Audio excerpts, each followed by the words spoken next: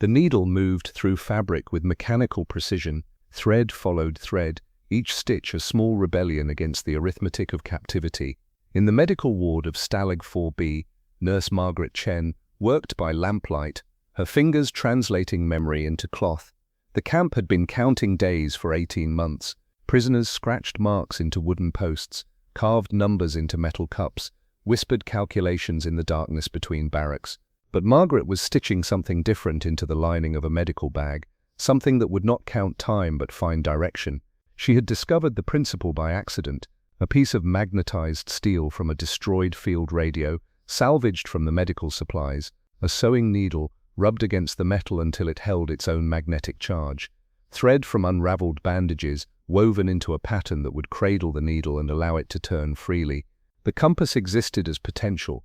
Each night, Margaret added another layer of thread, another careful calibration. The work required absolute precision. Too tight, and the needle would not move. Too loose, and it would give false readings. She was engineering freedom one stitch at a time. Outside, guards walked their circuits. Searchlights swept across the compound in measured arcs.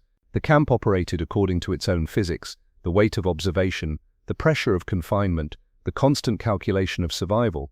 But inside the medical ward, Margaret was constructing something that would operate according to older laws, the pull of magnetic north, the certainty of direction in an uncertain world. The first test came on a morning when fog obscured the guard towers. Margaret held the medical bag steady, watching the stitched pocket through a small opening she had left in the lining. The needle turned, settled, pointed, northeast, toward the forest line that marked the edge of their known world. She made no record of the test, spoke no word of success, but that evening she began to whisper to certain prisoners, men whose injuries brought them to the medical ward, men whose eyes held the particular kind of calculation that comes from studying fence lines and guard rotations. Dr. Pavel Novak watched Margaret's hands as she cleaned his wounded shoulder. The injury was real, shrapnel from a work detail accident, but his attention was fixed on something else, the way she positioned the medical bag, the careful attention she paid to its placement relative to the window. "The wound is healing well," she said, her voice carrying the professional neutrality of medical assessment. "You should be able to return to work detail in 3 days." But her fingers had moved to the bag's edge, had traced a small pattern against the fabric, northeast, 3 fingers held against the cloth, then a pause, then 2 fingers, 23 degrees. Pavel memorized the gesture, filed it alongside other navigational intelligence he had been gathering for months. He was a mathematics professor in his previous life, before the war had reduced him to a sequence of numbers tattooed on his forearm. Now his mind worked in escape equations, the distance between guard posts, the timing of patrol changes, the rate of march a weakened man could sustain through unfamiliar territory. Margaret's compass provided the missing variable, direction. That night, Pavel sketched the terrain in charcoal on the back of a medical form, the forest to the northeast, the river beyond that, the probable location of partisan camps, calculated from rumors and fragments of intelligence gathered from new prisoners. With magnetic north as a reference point, the mathematics of escape became possible.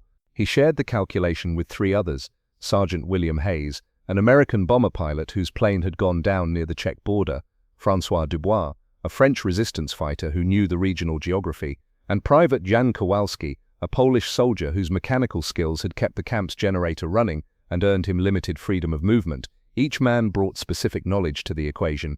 Hayes understood weather patterns, could read clouds for storm predictions and wind direction. Dubois had memorized rail lines and road networks from his time with the resistance.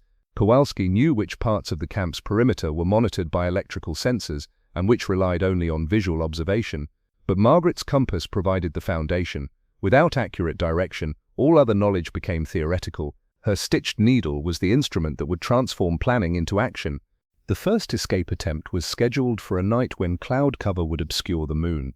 4 men would go, Hayes, Dubois, Kowalski, and a Romanian officer named Captain Ionescu, who had established contact with local partisans. Margaret prepared the compass the afternoon before. She removed it from the medical bag, checked the needle's movement, adjusted the thread tension where necessary. The instrument was invisible to casual inspection, just an irregularity in the bag's lining, a slight thickening where the fabric had been repaired. But under careful examination, the pattern revealed itself. The needle, magnetized and suspended, moved freely within its thread cradle. A small opening in the outer fabric allowed for observation. Directional marks, stitched in thread that matched the bag's original color, provided reference points for precise navigation. "It will work for approximately 48 hours, Margaret told Hayes during his final medical examination. "After that, the magnetization begins to fade. You'll need to reach partisan territory before then." Hayes nodded, his fingers tracing the edge of the medical supplies Margaret was preparing for the escape party. Bandages, antiseptic, morphine tablets, tools for treating injuries that might occur during flight through hostile territory. Hidden among these supplies, the compass would travel beyond the camp's perimeter for the first time. That evening, Kowalski created a distraction in the electrical system, a carefully engineered short circuit that would interrupt power to the northeastern perimeter for exactly 14 minutes. Enough time for 4 men to cut through the fence and reach the tree line. Not enough time for repairs that would reveal the sabotage as deliberate. Margaret watched from the medical ward window as darkness settled over the compound. Guards maintained their usual patrol patterns, unaware that their prisoner count was about to change. At 2:47 a.m. the lights flickered once, then went dark along the northeastern fence. Through the window Margaret could see nothing, but she knew her compass was moving through the night, its needle pointing toward magnetic north with mechanical certainty. Hayes and his party were following that direction into uncertainty, carrying her stitched instrument toward the possibility of freedom. The escape was discovered during morning roll call. 4 men missing, a section of fence cut with surgical precision. No trail leading from the breach point. The escapees had moved across rocky ground that left no footprints. Commandant Weber ordered immediate searches in all directions. Dog teams followed false trails deliberately laid by prisoners who remained in the camp. Aircraft swept the southern approaches, following the logic that escapees would head toward Allied lines. But Margaret had anticipated this response. Her compass pointed northeast because that direction led not toward the obvious destination, but toward the correct one. Through forests where partisan groups maintained hidden camps, toward terrain that favored concealment over speed, the search continued for 3 days. No trace of the escaped prisoners was found. On the 4th day, Weber ordered enhanced security measures, additional guards, extended patrol routes, restrictions on prisoner movement that affected the entire camp population. Margaret continued her medical duties without visible change in routine. She treated injuries, dispensed medications, maintained the ward's inventory of supplies, but each evening she worked on new compasses, different techniques, improved designs. The first attempt had succeeded, now she was refining the mechanism. Dr. Steinberg, the German medical officer who supervised the ward, noticed her increased attention to textile repairs. "You are very thorough with the mending," he observed one afternoon, watching Margaret work on a torn bandage. "Material is precious," Margaret replied, her needle moving through fabric with practiced efficiency. "We cannot afford waste." Steinberg nodded, satisfied with the answer. He saw only a nurse maintaining medical supplies with appropriate care. He did not see the compass needle Margaret was magnetizing as she spoke, or the careful pattern of stitches that would suspend it within a new hiding place. The second compass was completed 6 days after the first escape. Margaret tested it at dawn, confirming its accuracy against the rising sun, northeast, 23 degrees from true north. The needle held steady, undisturbed by vibration or movement. Word came through the camp's informal intelligence network. Hayes and his party had reached partisan territory. They were alive, hidden, contributing to resistance operations in the region. The compass had performed as designed. Margaret allowed herself no visible reaction to this news, but that night she began preparing for the next escape. 3 more prisoners had requested access to the compass. Lieutenant Carlos Mendez, a Spanish Civil War veteran, Corporal Eric Larsen, a Norwegian commando, and Private Giuseppe Romano, an Italian engineer who had designed the cutting tools used in the first fence breach. Each man brought unique skills to the equation. Mendez understood guerrilla tactics and could identify safe routes through hostile territory. Larsen had training in wilderness survival and could sustain the group without external supplies. Romano could modify the fence-cutting technique to leave even less evidence of breach. Margaret's second compass provided the navigational foundation for their attempt, but she had refined the design based on feedback from the first escape. The needle's suspension was more precise, allowing for accurate readings even while moving. The observation point was better concealed, reducing the risk of discovery during transit. The escape was scheduled for a night when guard rotations would create a 17-minute gap in perimeter observation. Romano had calculated the optimal cutting pattern for the fence, a technique that would allow passage while leaving the wire structure nearly intact. Margaret prepared medical supplies for the journey, hiding the compass among bandages and medications that would be essential for treating injuries during flight. The instrument had become more than a navigational tool. It was a symbol of possibility, proof that careful engineering could overcome the physics of imprisonment. At 3:23 a.m., Romano's group reached the perimeter. The fence was cut, the passage made, the breach concealed. By dawn, 3 more prisoners had vanished into the northeast forests, following Margaret's stitched needle toward partisan territory. Commandant Weber's response to the second escape was swift and systematic. The entire camp was searched, guard rotations were randomized, new lighting systems were installed along the perimeter.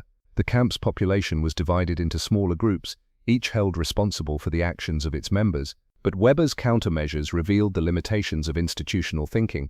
He focused on preventing escape rather than understanding how it had been accomplished. Security measures were increased, but the fundamental vulnerability remained unaddressed. Prisoners had found a way to navigate accurately through unfamiliar territory. Margaret adapted to the enhanced security by developing more subtle concealment techniques. The third compass was embedded in the sole of a medical shoe, its needle suspended between layers of leather and cloth. The fourth was sewn into the collar of a medical coat, disguised as decorative stitching. Each design solved a specific problem of concealment while maintaining navigational accuracy. Dr. Steinberg's supervision had intensified following the escapes. He inspected medical supplies more frequently, questioned the use of materials, monitored Margaret's work with increased attention, but his focus remained on medical efficiency rather than navigational possibility. He saw fabric repairs where Margaret was engineering freedom. The fifth escape involved 2 prisoners, Staff Sergeant Robert Murphy, an American radio operator, and Corporal André Dubois, Francois's younger brother, who had arrived in a recent transport. Both men had been selected for their technical skills and their knowledge of Allied communication frequencies. Margaret's third compass guided them through the perimeter breach at 4:11 a.m. on a moonless night. They carried a partially assembled radio transmitter, components hidden among medical supplies and personal effects. Their mission was to establish communication with Allied forces once they reached partisan territory. The escape succeeded. 10 days later, the camp's radio operators intercepted coded transmissions from the forest region. Murphy and Dubois had reached their destination and were providing intelligence about German troop movements in the area. By autumn, Margaret had completed 7 compasses. Each escape had succeeded, but the camp's population was becoming stratified into those who knew about the compasses and those who did not. The selection process had become a source of moral tension. Lieutenant David Campbell, a British officer who had been imprisoned for 2 years, approached Margaret during a routine medical examination. His request was direct: inclusion in the next escape attempt. "I've been here longer than most," Campbell said, his voice carrying the authority of rank and experience. "I have contacts in London who could make use of the intelligence we've gathered." Margaret considered his argument while checking his blood pressure. Campbell was intelligent, experienced, physically capable, but his inclusion would mean excluding someone else, possibly someone with greater need or better prospects for survival. The compass had created its own arithmetic of value. Each use represented a calculation. Who deserved freedom? Who could best serve the Allied cause? Who had the skills necessary for successful escape? The instrument that provided direction had also created the need for moral navigation. Margaret had developed informal criteria for selection, technical skills that would benefit the war effort, physical condition adequate for the journey, knowledge of languages or geography that would improve survival chances. But beneath these practical considerations lay more complex questions of fairness and sacrifice.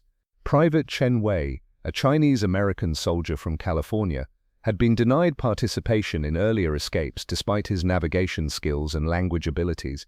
His exclusion was not based on capability, but on the mathematics of group size. Each escape attempt was limited to the number of men who could move through the perimeter undetected. Margaret faced the accumulated weight of these decisions. Each successful escape had saved lives, but had also left others behind.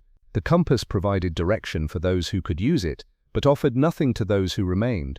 December brought news that changed the camp's equation. Soviet forces were advancing from the east. American and British armies were approaching from the west. The war was entering its final phase, and Stalag IV-B was caught between converging front lines. Commandant Weber received orders to evacuate the camp. Prisoners would be marched westward, away from Soviet advance units. The evacuation would begin within 2 weeks. Margaret realized that her compass project had reached a decision point. The remaining prisoners could attempt escape during the confusion of evacuation, or they could remain with the group and face the uncertainties of forced march through combat zones. She called together the men who knew about the compasses, Campbell, Chen, and 6 others who had been selected for future escape attempts. In the medical ward's storage room surrounded by supplies that had concealed instruments of navigation, Margaret outlined the situation. "We have 3 options," she said, her voice carrying the clinical precision she brought to medical diagnosis. "Individual escapes during the evacuation, a group attempt before the march begins, or remaining with the main body and waiting for liberation." Each option carried distinct risks. Individual escapes would reduce the chance of detection, but would leave men without mutual support during flight. A group attempt would provide collective security, but would be more difficult to conceal. Remaining with the main body would avoid the immediate dangers of escape, but would expose the group to combat operations and possible execution as the war's end approached. Campbell argued for immediate group escape. "The Germans are in retreat. Their attention will be focused on military operations, not camp security." Chen disagreed. "The evacuation will create confusion. Individual escapes will be attributed to the chaos of movement." Margaret listened to each argument, weighing the variables that had become familiar through months of escape planning: weather conditions, guard strength, available supplies, the distance to Allied lines. But now these calculations had to account for a changing strategic situation that made all previous assumptions uncertain. The choice was made during a night when artillery could be heard in the distance. Soviet guns, perhaps 20 kilometers away, firing at German positions that were withdrawing westward. The sound provided both opportunity and urgency. Margaret had prepared 12 compasses, 1 for each of the men who remained in the escape network. The instruments were distributed during what appeared to be routine medical examinations. Each man received specific instructions: direction of travel, distance estimates, contact procedures for reaching Allied or partisan forces. The escapes would be staggered over 3 nights, with groups of 4 men departing at different times and following different routes. The technique would prevent mass detection while providing each group with adequate support for survival in hostile territory. Campbell's group departed first, carrying a compass embedded in a medical kit that also contained genuine supplies for treating injuries. Their route led northeast toward reported positions of advancing Soviet forces. The navigation was complex. They needed to avoid German units while identifying friendly forces that might not distinguish between escaped prisoners and enemy soldiers. Chen's group followed the next night, traveling northwest toward American lines. Their compass was concealed in the binding of a medical manual, its needle pointing through thin fabric that could be observed without opening the book. They carried identification papers crafted by other prisoners, documents that might protect them if captured by German forces. The final group included Margaret herself.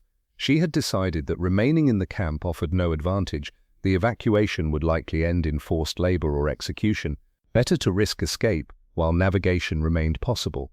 Her own compass was the most sophisticated she had created. The needle was suspended in a mechanism that provided accurate readings even while walking. The observation system allowed for navigation without stopping or revealing the instrument's presence. She had solved the technical problems that had limited earlier designs. Margaret's group moved through the perimeter breach at 3:47 a.m. on the 3rd night. With her were Private Chen, Corporal Romano, and Lieutenant Kowalski, who had returned to the camp after a failed work detail assignment. Each man carried specialized equipment: wire cutters, medical supplies, forged papers, emergency rations. The compass guided them northeast through terrain that was both familiar and alien. Familiar because they had studied it for months through the camp's perimeter fence. Alien because they were now moving through it as free agents rather than observed prisoners. Navigation required constant recalibration. The magnetic declination in this region meant that magnetic north diverged from true north by approximately 8 degrees. Margaret had calculated this variation, but implementing the correction while moving through darkness required precision and discipline. They covered 12 kilometers the first night, reaching a forested area that provided concealment during daylight hours. The compass had performed accurately, guiding them away from known German positions and toward terrain that favored stealth over speed. During the day, they could hear mechanized units moving along nearby roads, German forces withdrawing westward, equipment and personnel streaming away from the advancing Soviet armies. The movement created both danger and opportunity, increased activity that might reveal the escapees, but also confusion that could mask their presence. The second night brought them within range of artillery fire. Shells were falling on German positions perhaps 5 kilometers away, the sound and light of impact providing reference points for navigation. Margaret used these visual cues to confirm the compass bearing, ensuring that they were traveling in the correct direction despite the chaotic conditions. By the 3rd day, they had covered 38 kilometers. The compass indicated that they were approaching the region where Soviet forward units might be encountered, but the tactical situation remained unclear. Front lines were fluid, and the distinction between friendly and hostile territory had become a matter of immediate tactical assessment rather than geographic certainty. Contact with Soviet forces occurred on the fourth morning. A reconnaissance patrol discovered the 4 escapees hiding in a farm building that had been abandoned by its German occupants. The initial encounter was tense, Soviet soldiers suspicious of any civilians in the combat zone, the escapees uncertain whether they had found liberation or capture. Margaret's medical skills provided the solution. The Soviet patrol had casualties from the previous day's fighting, men who needed immediate medical attention. Her ability to treat wounds and her obvious medical training established credibility where words might have failed. The patrol's commander, Senior Lieutenant Volkov, spoke enough German to conduct basic communication. Margaret explained their status as escaped prisoners, showed the improvised medical supplies they had carried, described the route they had followed from the camp. Volkov examined Margaret's compass with professional interest. As a navigation officer, he recognized the instrument's sophistication despite its improvised construction. The magnetic needle, the suspension system, the directional markings, all showed engineering skill that commanded respect. "This brought you here?" Volkov asked, indicating the compass. 38 kilometers, Margaret replied, northeast from Stalag IV-B. Volkov nodded, calculating the accuracy of navigation that would be required for such a journey. He had seen many escaped prisoners during the advance westward. Most had wandered randomly through hostile territory, following roads or rivers without understanding their direction of travel. Few had demonstrated the systematic navigation that Margaret's group had achieved. The Soviet patrol escorted the escapees to a regimental command post, where they underwent formal debriefing by intelligence officers. The information they provided about German camp locations, troop movements and defensive positions was incorporated into operational planning for the continuing advance. Margaret's compass was examined by the regimental's navigation officer, who understood both its technical achievement and its strategic implications. The instrument represented more than individual escape. It demonstrated the kind of systematic planning and technical innovation that had enabled sustained resistance operations throughout occupied Europe. Liberation brought news of the other escape groups. Campbell's party had reached Soviet lines 6 days earlier, following a route that had taken them through abandoned German positions. Chen's group had made contact with American forces, providing intelligence about camp locations and prisoner populations that was used to plan liberation operations. Of the 43 men who had used Margaret's compasses to escape from Stalag IV-B, 39 had reached Allied lines safely. 4 had been recaptured or killed during flight, but the success rate exceeded 90%, far higher than traditional escape attempts that relied on luck rather than systematic navigation. The camp itself was liberated 2 weeks later by Soviet armored units. The remaining prisoners were freed, but many were in poor condition after the forced evacuation march. The men who had escaped using Margaret's compasses had avoided this final ordeal, their freedom achieved through careful planning rather than accident of timing. Margaret was interviewed by Allied intelligence officers who wanted to understand the escape methods she had developed. The compass technique was documented, analyzed, and incorporated into training materials for future resistance operations, but the officers were most interested in the systematic approach she had taken to the problem of escape. "You didn't just make a compass," Major Patterson of British intelligence observed during one debriefing session. "You created a navigation system that could be replicated and taught to others." Margaret nodded, recognizing the accuracy of his assessment. The stitched compass had been more than a tool, it had been a method for transforming desperate improvisation into systematic engineering. Each escape had refined the technique. Each success had provided data for improving future attempts. The war ended before Margaret's navigation methods could be widely implemented, but the principles she had developed influenced post-war resistance training. The idea that systematic technical innovation could overcome institutional security became part of the intellectual foundation for intelligence operations in later conflicts. After the war, Margaret returned to nursing in civilian hospitals. She rarely spoke about the Compass Project, treating it as a closed chapter in a life that had moved beyond wartime necessities. But the experience had changed her understanding of the relationship between technical precision and moral choice. The compass had provided direction, but each use had required decisions about who would benefit from that guidance. The instrument was neutral, it pointed north regardless of who observed it, but its application had involved complex calculations of risk, merit and survival that had no technical solution. In her post-war medical work, Margaret carried forward the discipline she had learned during the escape project: the attention to detail, the systematic approach to problem-solving, the understanding that small technical improvements could have large consequences for human welfare. But she also carried the weight of the choices she had been forced to make, the men she had selected for escape attempts, and the men she had left behind. The success of the Compass project had saved lives, but it had also created a selection process that divided the camp's population into those who escaped and those who did not. The mathematical precision of the compass had not extended to the moral complexity of its use. Margaret had solved the technical problem of navigation, but the human problem of selection had remained irreducibly complex. The instrument pointed north, but the choice of who would follow that direction had required judgments that no compass could make. 30 years after the war, Margaret received a letter from Chen Wei, who had become a professor of engineering at a California university. He had kept the compass that had guided his escape, preserving it as a reminder of systematic thinking under extreme pressure. "I teach navigation to my students," Chen wrote, "but I always tell them about your compass, not because of its technical sophistication, but because of what it represented. The idea that careful thinking and precise work could create freedom even in impossible circumstances." Chen had analyzed the compass's construction using modern instruments. The magnetization technique, the suspension system, the materials selection, all showed engineering principles that remained valid decades later. But he was most impressed by the iterative improvement Margaret had achieved, refining the design through multiple generations of instruments. "You created not just a compass, but a development process," Chen continued. "Each escape provided data that improved the next compass." That's the essence of engineering: systematic improvement through testing and refinement. Margaret kept Chen's letter, along with similar messages from other men who had used her compasses to escape. The correspondence created its own kind of navigation, connections across time and distance that pointed back to shared experience of engineering under pressure. But the letters also carried the weight of absence.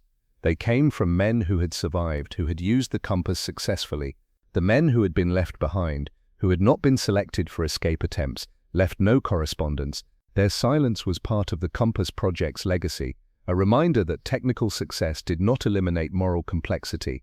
The compass had pointed north with mechanical certainty, but the human choices it had enabled continued to resonate with ambiguity that no instrument could resolve. Direction was a technical problem with technical solutions. Selection was a human problem that remained unsolved. Margaret's stitched compass had provided navigation for 43 men who escaped from Stalag IV-B. It had demonstrated that systematic thinking and careful engineering could overcome institutional security. It had saved lives and contributed to the war effort, but it had also created its own ethical terrain, a landscape of choice and consequence that was more complex than any geography. The needle pointed north, but the meaning of that direction continued to circulate through lives that had been shaped by access to navigation, and lives that had been shaped by its absence. The compass itself had been simple: a magnetized needle suspended in thread, hidden in fabric, observed through carefully engineered openings. But its implementation had required the kind of moral navigation that no instrument could provide: technical precision in service of human choice. Engineering as an act of both creation and selection. Margaret had solved the problem of direction. The problem of destination remained, echoing through decades of memory with the persistence of magnetic north, constant, reliable, and indifferent to the weight of the choices it enables.